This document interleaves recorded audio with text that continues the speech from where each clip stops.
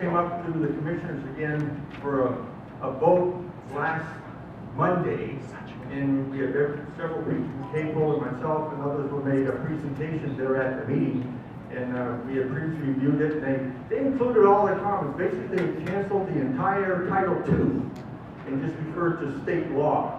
But there's still some things that need to be fixed in it, and had to do with who serves the warrants, and how the warrant is served and generated. And we had comments presented to the commissioners on that subject, and Mr. Wolf, to his credit, he took it to heart. They did not vote on that ordinance, which they were going to vote on it at that Monday meeting, and they continue so they can actually look at the comments and give them a good evaluation, hopefully include some of those comments that we presented to him. So that was real good for basically canceling Title II and just following the state law. The other thing I'd like to mention is Central Kitsap Community Council had several meetings, and one thing of very good interest to everybody is the sexual predators who are in our community, especially up in Poseville you've been hearing about. They are taking hearings on it and taking advice. They even generated a map saying about where these sexual predators they propose to be allowed in the county. So if you're interested, go to kitsap.gov and you can look it up on the community page and make your comments and watch the community meetings on that subject. So you can basically have your input. If you don't want any of these sexual predators in any of our communities, they can be out in an incorporated area or business areas or something, but not in the home communities. Thank you. Let me move on.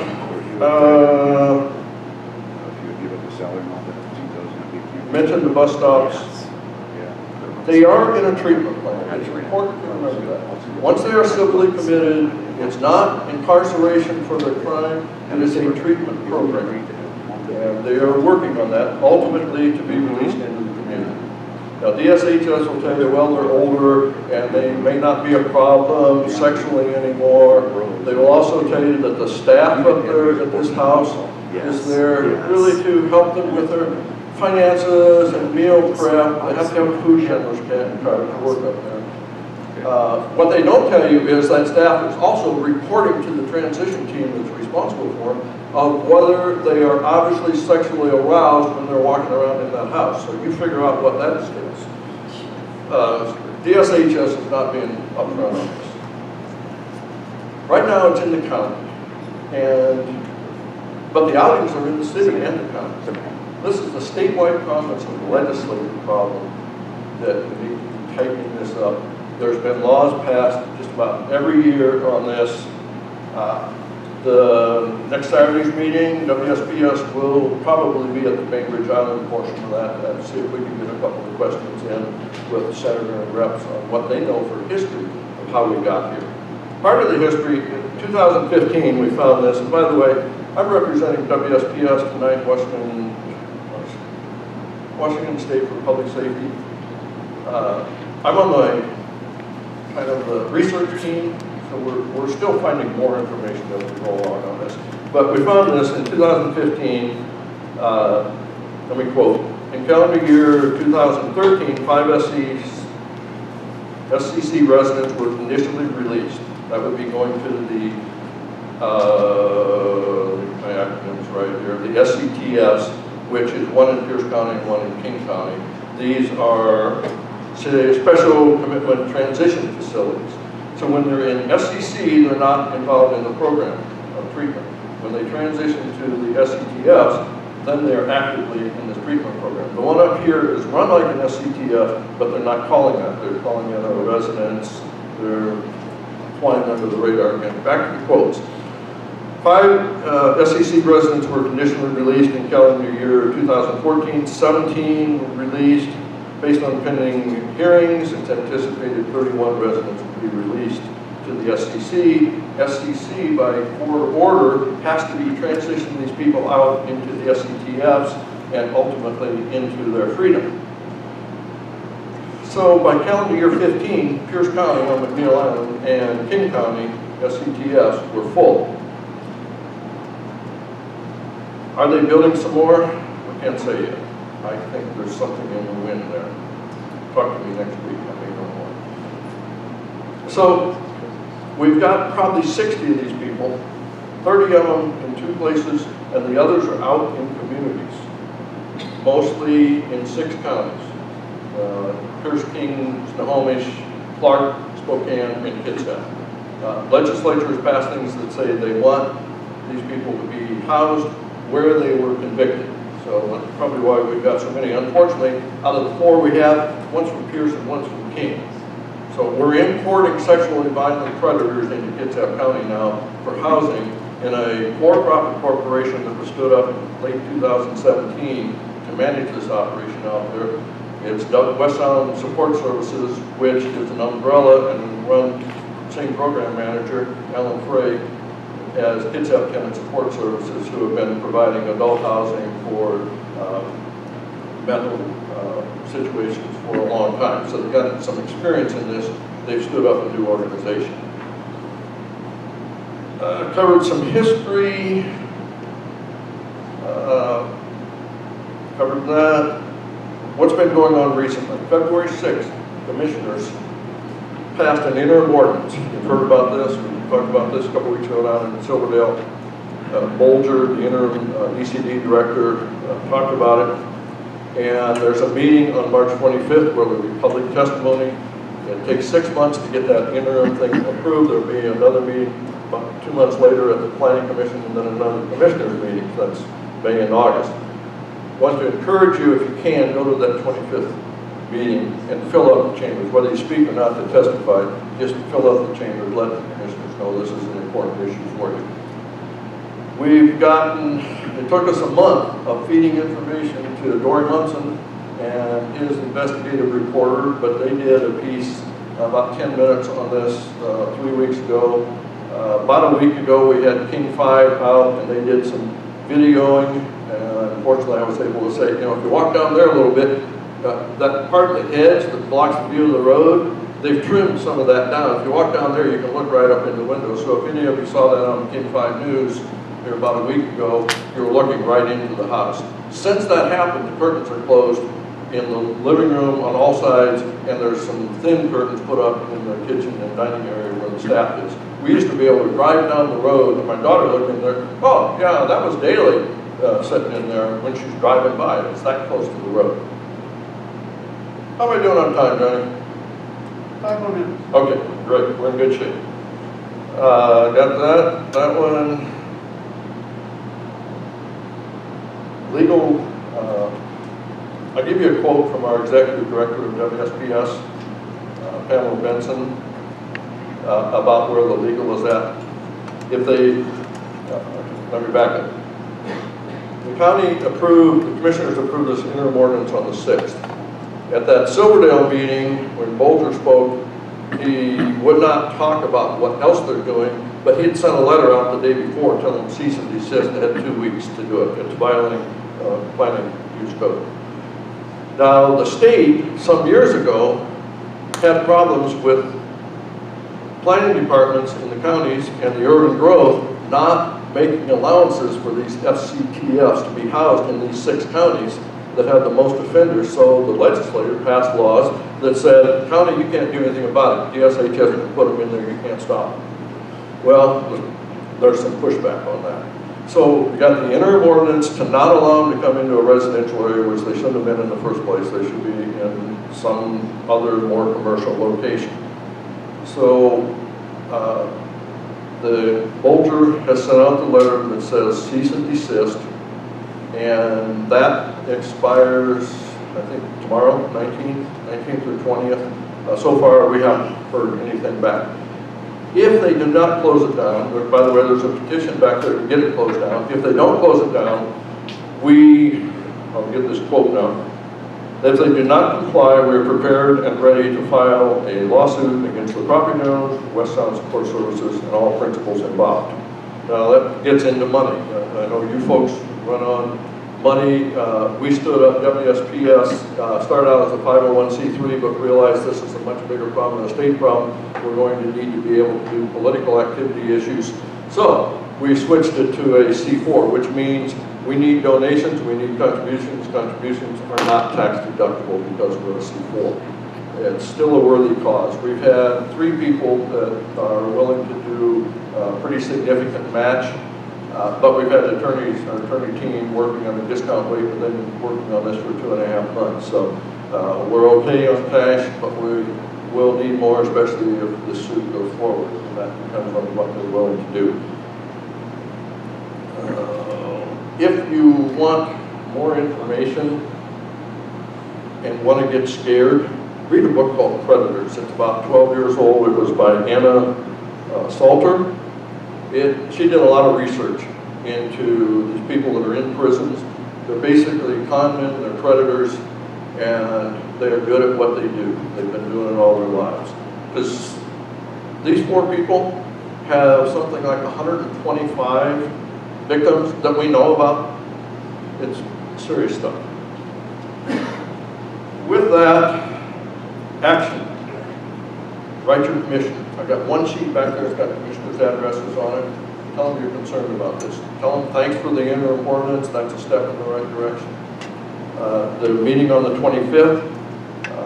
Anytime you get involved with the legislature in this process, this one would be a great place to start. And know that this is a statewide problem. And long-term involvement, donations. Go to I've got a trifold back there about WSPS, so it's got a lot of information in it for just a single page. I've also got a handout with their pictures. If you're a business owner and want to put this in your lunchroom, that's great. I've got acronyms and my notes that I talked about today. If you really want to follow this and try to figure out what the heck was Dan talking about up there, there's a list of acronyms.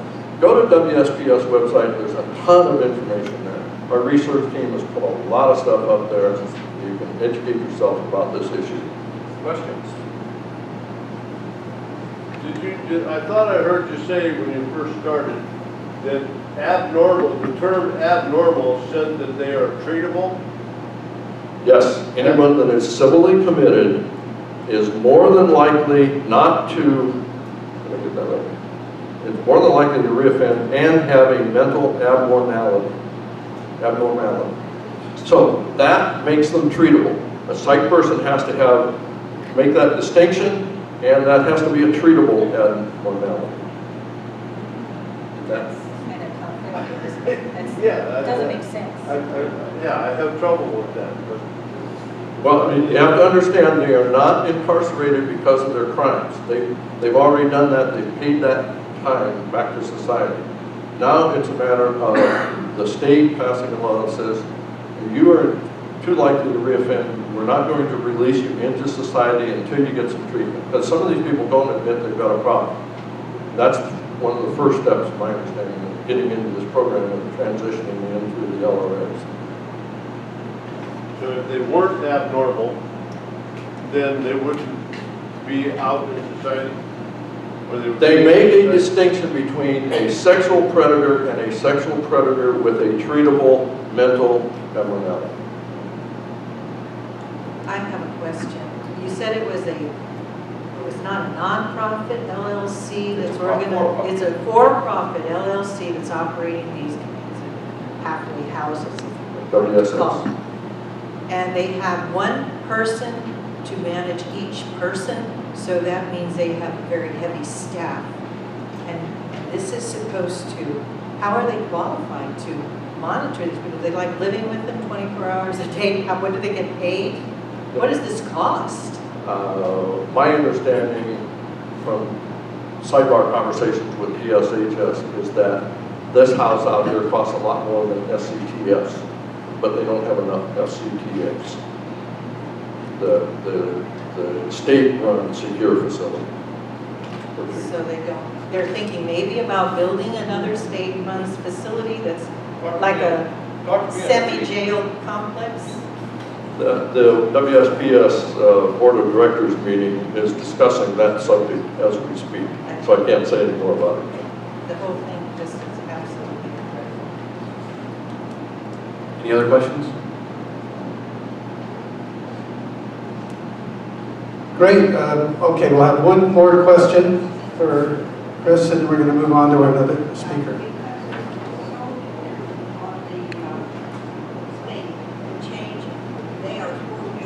yes, ages. And that would be real good for people to come to that meeting on Saturday. Thank you. Let's give our speaker a round of applause for his efforts.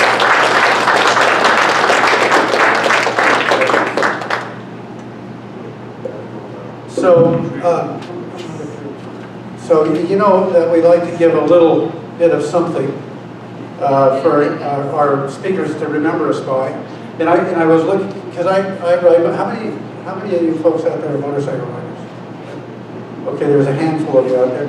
And so I was trying to, okay, what kind of a statement is he giving? Isn't that great? And let's look at the back here. Look at that. Veterans of foreign wars and stuff. So one of the things that, at least in my experience, bikers like to do is they like to have memorabilia about the places they've been and the things they support. And so I'm kind of going to ask our guest to wear this Tea Party pin proudly. See, you knew I was going somewhere with this, didn't you? On his vest as he rides around, so you could explain that we're a great group to be with and that you'll come back again soon. Will you do that for us? If I'd had this with me in 2012, I'd have gone across the Irish Circle and pinned it in Alaska. Well, we'll accept the blame for that. How's that? Okay. So thank you very much. One more hand of applause for Now, the irrepressible. The one who never runs out of energy has always got a quip. Sometimes they're sharp, sometimes they're not.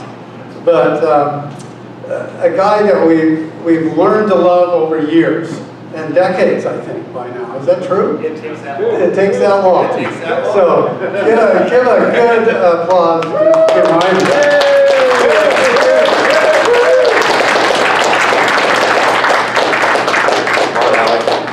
Smart aleck. And he would know, right?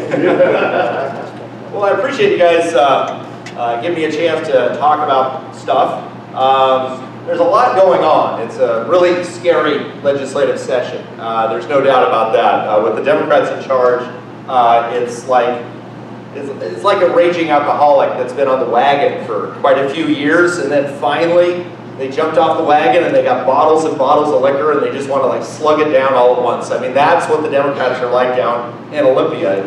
Joyce was talking about all the sex education bills that are going on. Next week is all the tax bills, because the revenue forecast is coming out, so they got to find out how much money they've got. And they've got more money than they've ever had, and yet Inslee's pushing for $10 billion worth of higher taxes on top of what they're already getting. I mean, it's nutso land down there. And so you're just overwhelmed with what is going on down there. And I'm a glasses half full guy every aspect I can. And I think it's really important for us to realize that because of your organization and your people, we have on this November's ballot already an initiative on $30 car tax. So please, round of applause for everybody here for helping get that.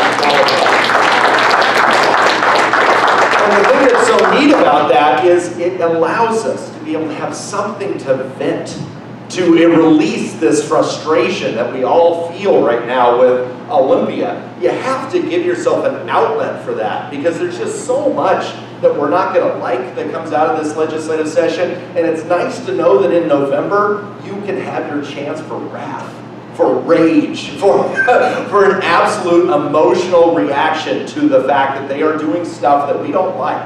And there's so many things that they're doing that it's easy to get overwhelmed. And the nice part about $30 car tabs is that everyone understands it, everybody knows the issue, and it's very hot and very emotional. And I think it's a very positive thing when we can take some of our money back. Because they're taking so much from us, it's nice to be able to get some back. And there's something about car tabs is just endemic to our state. It's kind of like California at Prop 13. In our state, it was $30 tabs. And I actually found, in my garage of all places, an original $6.95 sign. And this thing is so iconic to me. And the slogan at the bottom, I, to this day, think is appropriate. So when we were testifying on the initiative, I held it up and I just said, because politicians will never limit taxes. And I said, it's 20 years later, and it's still true. It's just as true today as it ever was, if not more. So I was holding this thing up, and I said, and it's deja vu. It's 20 years later. I've got less hair. I've got more of a roll around my waist than I used to, but it's the same issue, but it's really, I think, a very satisfying thing to fight this fight again, because the shirt that I'm wearing, it very much captures, I think, what we all need to feel, and it's all about persistence. You have to be willing to come back again and again and again, because in politics, it is an arduous fight.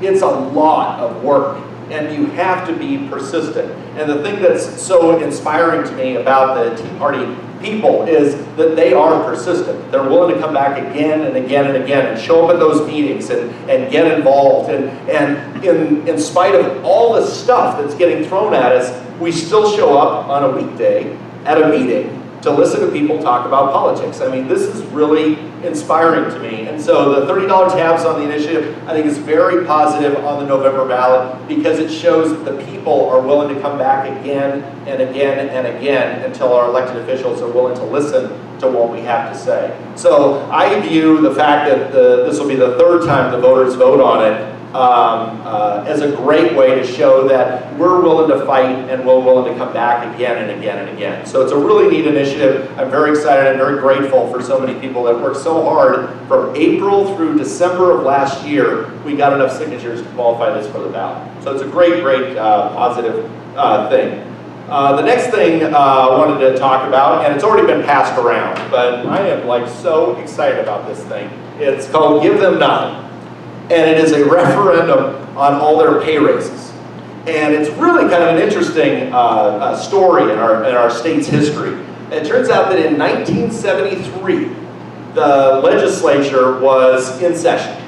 And Richard Nixon had instituted wage and price controls. So nobody was getting a raise. And on the last day of the legislative session, at midnight, legislators gave themselves a massive pay raise. Huge pay raise. And they only had 3 weeks in order to be able to get enough signatures to get an initiative qualified for the ballot. You can imagine nowadays you have to get like 300,000 signatures to get an initiative qualified for the ballot. Back then it was a lot less, and obviously the population was smaller, and there was no internet, there's no websites. They had 3 weeks. They got 699,000 signatures in 3 weeks and put that on the ballot and repudiated the idea of politicians getting these massive tax increases. I mean, it is truly inspiring. It was a Linwood furniture salesman, as it turns out, had sponsored the initiative. And Dan Evans was about to fly out of state. And they said, what do you think about this Linwood's furniture salesman doing this referendum? He said, oh, they'll never make it. They'll never make it. 699,000 signatures in 3 weeks. So it can be done. We need 160,000 signatures, and we've got 5 weeks left for us to be able to get this thing qualified. In 1986, what ended up happening was the legislature realized that people don't like politicians voting themselves pay increases, so they set up a citizen commission, independent citizen commission that will decide what our politicians get paid. These independent citizens, handpicked by Inslee, by Frank Chopp, by all these various insiders, all independently decide how much these guys are going to get paid. One of these independent people this year, of the 18 that were there, is the husband of a state Supreme Court justice. So the people that are going to get the pay raise have their own relative on the commission making this decision. No one since 1986 has even tried to put a referendum on the pay raises on the ballot. And one of the reasons is that they've never gone this crazy. They've never asked for these kind of increases. The increases we're talking about are huge. You have state Supreme Court justices that are going to make $380,000 in salary over the next 2 years, and their salary is going to get a bonus of $50,000. 50 grand. You're lucky to make that much money in this economy in the state of Washington. That is the average salary. That's their bonus. I I mean, it's crazy high, and I think this is another one of those issues that I think it would be nice to get this on the ballot because it sends a message to all elected officials, whether it's Inslee running for president right now, whether it's Ferguson who's attacking our Second Amendment rights and suing Trump 35 times, and it's a way to get after the legislature for passing just ridiculous bills. It's a great way to just hit all of them all at once, and what you're saying is, we don't think you deserve a dime more than you're currently earning for the next 2 years. Now, nobody's going to the poorhouse. I'm reasonably sure a state Supreme Court justice can survive on $380,000. If it's not enough, we can have a yard sale or something like that. Might be able to raise a little extra money for them. But I think $380,000 over the next 2 years will be fun. I think Jay Inslee can survive on $354,000 over the next 2 years. I don't think he needs $15,000 more. And I don't think Ferguson, as he's suing Trump all the time and running for governor, that his $320,000 salary over the next 2 years needs to get a $14,000 bonus on top of that. That's what this referendum does. And it's really important to remember this. By signing the petition, all you're saying is you think the voters should decide. People can vote yes or no on whether or not they should get pay raises or not, but if you get it qualified for the ballot, by getting people to sign it, you're not saying you're for the pay increases or you're against the pay increases, you just think the voters should have a chance to say, a vote on it. Really important, how many of us love Glenn Morgan? Everyone should put their hands up, because Glenn Morgan is one of the greatest political activists in the state, and he came up with the slogan, give them nothing. It is fantastic. We're sitting here, we're talking about it, it's in October, it's before this thing even started. I heard about the pay increases that they're gonna get. I'm really excited about it. We're gonna do this referendum, it's really exciting. What do we call this thing? And we're riffing, we're going back and forth and getting really excited about the whole thing. And he goes on this rant for like 15 minutes. It was really awesome. He's like, oh, there's some justice in the world, we can cut their pay. We should be cutting, they should be getting less for this kind of activity. This is outrageous, this is terrible. At a minimum, we should give them nothing. As soon as he said it, I just said, stop. And I grabbed my phone and I typed in give them nothing, saw the website was available, and I go, oh my God, it's exciting, it's available, it's available. So give them nothing. It's really fun. So it's a great effort, and I encourage you to walk out of here with petitions for that as well. The deadline for getting signatures is May 7th. May 7th. That is not a lot of time, but it's half as many signatures as an initiative. We need 160,000 signatures, not 320 like we did with $30 tabs. And we have a short time frame, but I'm telling you, people want to sign this thing. People aren't happy with the legislature. They're not happy with Supreme Court justices attacking our Second Amendment rights. They don't like Inslee spending the next 2 years running for president. If you're going to run for president, why are we paying you extra in order to be able to do that? So it's a really, really fun effort, and I encourage you to get involved with it. The legislative session. Every day is a joy. So I've been down there quite a few times testifying on various bills, lots of tax bills we've been testifying against. There was one initiative that we passed some years ago that said every time they pass a tax increase, we should get a chance to vote on it in November with what's called a tax advisory vote. It's a real neat way for the voters to know how much did the last legislative session cost us. On the November ballot is all the tax increases they passed, how much they're going to cost, how legislators voted on it appears in the voters' pamphlet. Democrats are in charge of Olympia right now, and they're not so happy about the fact that in the voters' pamphlet this November is which tax increases they voted for and which ones they passed. So this bill that they passed in the Senate will repeal those tax advisory votes and not allow us to vote anymore, and won't inform us on the November ballot which tax increases they passed. Another reason why Give Them Nothing is a very good effort is that if you're not even going to let us express an opinion on which tax increases you're passing, well then gosh darn it, you don't deserve any kind of salary bonus. So that's one effort that we're fighting. It hasn't passed the House yet, but we did pass it in the Senate, and unfortunately it was Hans Zeiger was a big proponent of it, and he's one of our guys. But it's really infuriating that Democrats realize they can't pass their crazy stuff unless they get a turncoat Republican to sign on to it. Because then they can say, oh, it's bipartisan.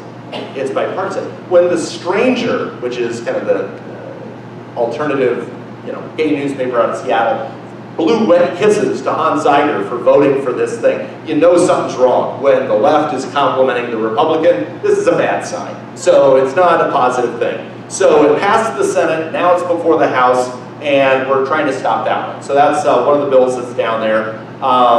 What else? Just the tax increase bills. In the next week or so, how many people get my email updates? They go out maybe 2 times a week, bless you all. If you're not getting them yet, let me know your email address before I get here, before you leave here, and I'll add you to it. But it's a great way for us to inform everybody about which bills are really bad ones, and we give you an email list of all the legislators, and you can email these legislators and say, this is a bad bill, vote no on this bill. And it's a real easy way for us to make a difference, but it only works if people hear about it and actually do it.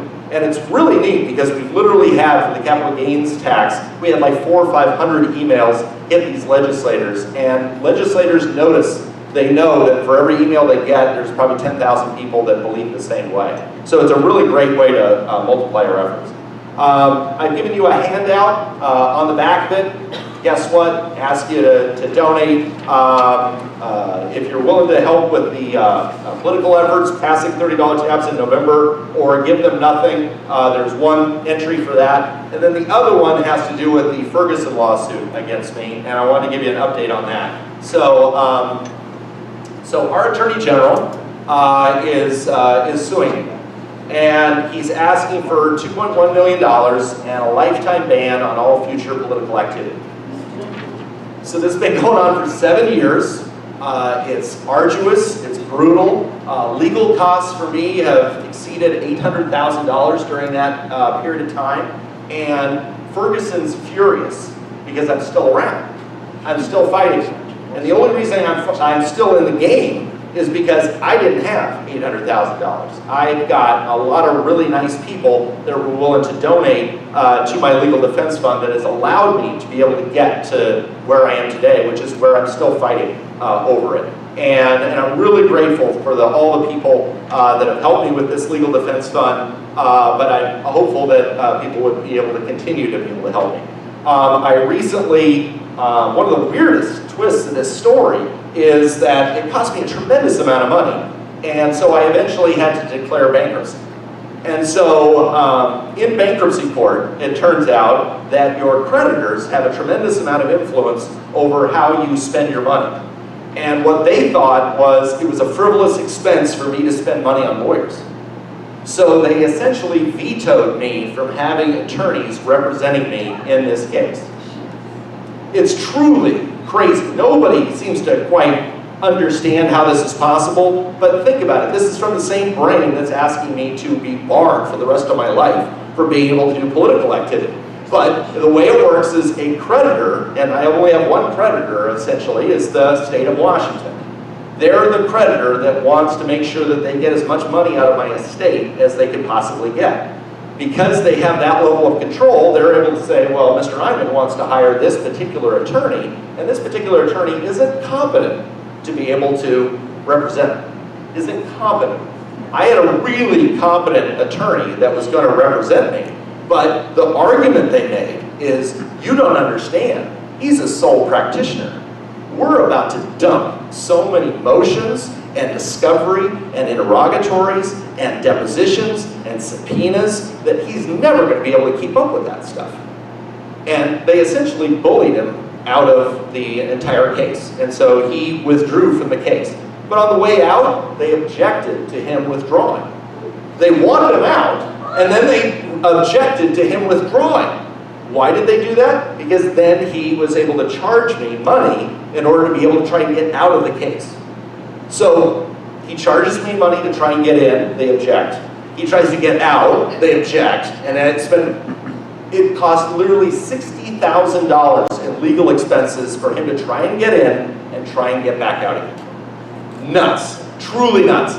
So now I'm what's called pro se. I'm now having to handle the case myself. And I'm scared to death. I mean, it's tremendous, all the pressure and all the effort you've got to make to put into it. But what was really kind of amazing is I was able to convince the judge to take the lifetime ban portion of the lawsuit and to decide that. So on April 5th, there will be a hearing down in Olympia where he's going to decide, is it legal, constitutional, acceptable for somebody to be barred for the rest of their life from being able to be politically active. The brief that I submitted on this was brilliant. And I can say that because I didn't write it.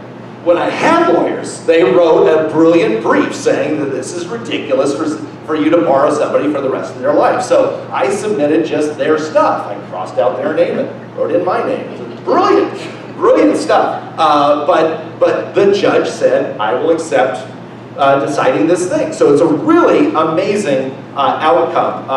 So I just don't have to blow it. I mean, that's my goal, is on Friday, don't say something stupid that is going to contradict something that's in my brief. But April 5th, it's a really big deal, and I got really good news that TVW is going to record it and make it available.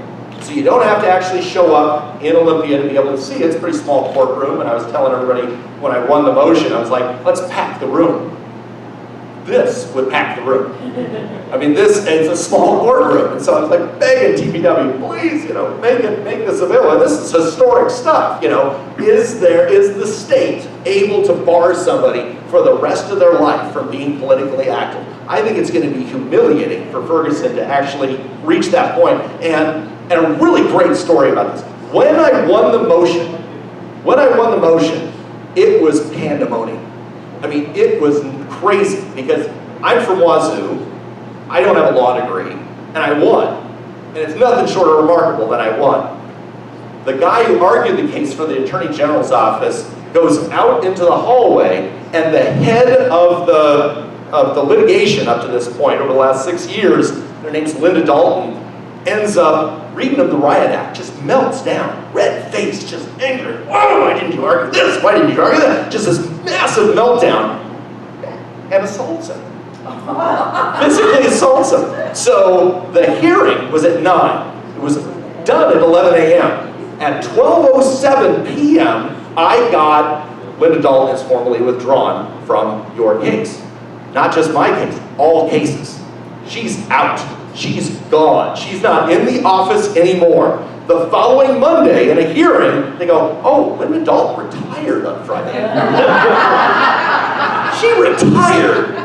I'm like laughing my butt off, just thinking, oh my God, they broke their pick on me. I'm so excited over the fact that this woman had this massive meltdown because a lawyerless Wazoo grad beat an accomplished attorney on something that they had been, that my lawyers have been trying for close to a year.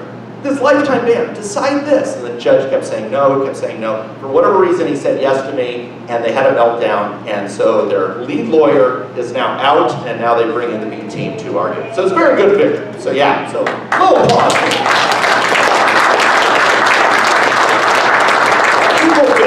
April 5th. Now, they're still, even if I win that, they're still coming after me with a ridiculous amount of money, and I'm in bankruptcy, so that's really awful. But I'm a glasses half full guy. It's pretty cool that I may actually have a First Amendment right on April 6th, as opposed to April 5th, so it's kind of a neat deal. Anything else? How are we doing on time, John? 5 minutes. Oh, so I've rambled, but I just want you to know I'm really grateful for everybody that's helped me be able to get to where I'm at now. I don't think Ferguson ever thought that I'd get this far. I think that's why he pushed the envelope so hard, asking for a lifetime ban, asking for $2.1 million. He just assumed there's no way this guy could possibly keep up with the litigation. I mean, he can't afford to be able to keep up with this level of litigation. And when I went into bankruptcy, he learned that a lot of people had been helping me. He couldn't find out who they were, but he found out that a lot of money had been raised for my legal defense fund, and he's pissed right now that I'm still around and still fighting, and that's only because people like you were willing to help. So I'm very grateful for that. I think you had a question about that. I'll bring the microphone real quick. Okay. Yeah, you want to just boom into it. I just want to know, what are the grounds? How can they even think that? It's so crazy and so nuts, but the reality is you can propose stupid crap. I mean, you can propose it, and that's what he's saying. I said, I propose Mr. Eyman pay $2.1 million. I'm proposing he'd be banned for the rest of his life from politics. he assumed a judge would never have a chance to say BS on it because he knew that he was going to drag it out and make it so expensive where eventually I would break. And the brokenness would either be, I would go to him on bended knee and say, please, Bob, turn off the tax, I'll agree to whatever you want. That would have been one, or that I just ran out of money. And the reality was when I declared bankruptcy and everything, he said, well, this is good. Then a month later, we turned in enough signatures to get the $30 tabs initiative qualified. And he must have been saying to himself, I don't get this. This is insane. I mean, he's broken. He's in bankruptcy. He's declared he's getting a divorce. He's living in Bellevue in a condo. He's stealing chairs. All this weird stuff that must have been going on in his head. And he's going, but he's still qualified an initiative for the ballot. He's like the Terminator. He will just keep coming. So anyway, that's what I love the audacity of Give Them Nothing is that, okay, $30 tabs isn't enough. Let's also cut their pay at the same time. So persistence, the theme of the night, persistence. We got to fight these good fights. Any other questions about that? As the minor applause, I've never been good at an applause line, so I just got to learn to shut up. There it is. I really appreciate you giving me a chance to rant for a while. It's a good venting opportunity. Johnny said to address the chair issue. And it is what it is that I put out a sworn declaration about it. I got really nice lawyers that are working for free to try and clear the thing up. It was a big misunderstanding. I didn't mean to steal a chair. I meant to pay for the chair. I thought I was paying for some printers, and I was on the phone, and I told the checkout guy that I'm also buying the chair. He didn't hear me because I'm one of those jerks that's talking on the phone while checking out, and he tuned me out. And so when I walked out of the store, I thought everything was paid for. I thought everything was fine. And then me and my daughter fly out to Florida 2 days later, and I started getting these weird text messages as I'm landing going, what's with the chair? I don't know what they're talking about. It just doesn't make any sense to me. And so we land, and I find out that it's a shoot show and taking off like a rocket. So it was really kind of weird. So we're walking around Disney World doing weird stuff, and I'm getting text messages. But my daughter said, she's 10, Dad, you said on vacation you're not working your phone and stuff like that. So I tuned it all out, tried to get it out of my mind for a while. When we got back, I tried to clear it up, went back to Office Depot, trying to arrange things, etc. The really nice lawyers said if it was anybody else, it would have been over a long time ago, but Tim is Tim, and we have to, and I'm sure there's orders on high that they got to take it all the way. So I was arraigned a week ago or so, or something like that. And so I'm sitting there, and the lawyer's next to me, and does Mr. Eyman, plead guilty or not guilty? And like, not guilty by reason of distraction. And so so this whole thing is going forward. What else? And so maybe in June we'll actually have a trial over it, and so it's nuts, it's crazy. And so the only thing I can say about it is that I was down in Olympia, I was testifying on a bill. It was shortly after it, and it was on a tax bill, and it was kind of the elephant in the room. I mean, it was just a topic. There was tension in the air, and he goes, Tim, why don't you come down and testify? These people have those. Why don't you just go ahead and real quick, just grab a quick chair, bring it around. And he just kind of dropped it. There. And so the microphone is like right over here, and I lean into it, and the whole room was packed. And it was like everyone's kind of murmuring, and are you sure you want me to take the chair? The whole place just erupts and just starts, and so I go sit down, and I go, and he goes, good, that was fun. So anyway, so that released a lot of tension and stuff. So all you can do is laugh about it at this point, but it is kind of one of the more absurd things that's out there. I do want the original chair back. It's in evidence right now, and it will be a Lincoln Day, kind of auction item at some point. So if you ever see an Office Depot chair for $70, bid $140. So thanks a lot. Thanks, guys. Good round of applause.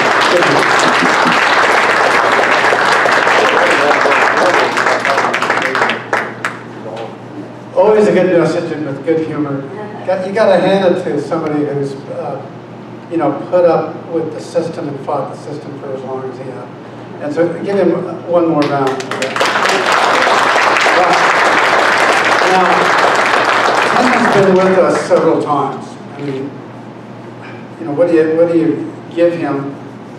I think he's probably had 3 pens. He's got a couple of T-shirts by now. The little Tea Party thing. These are really cool, by the way. But I was thinking that sooner or later, this coaster, because he and Attorney General are going to have a beer summit, right? Remember the beer summits?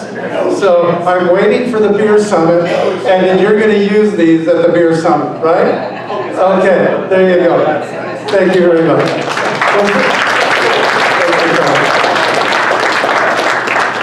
So there are 3 or 4 ways that we found out tonight that you can be helpful before you leave. Okay? Helpful before you leave. And one is our first speaker. He's back there. He's going to take questions, and he wasn't very explicit. He did mention that they're going to need some funding, so that is certainly a way for you to go. Tim is going to be around.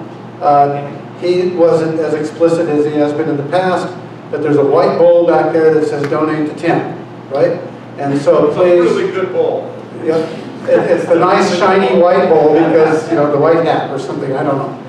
And of course, there's the Tea Party envelope that, you know, these are so fashionable, aren't they?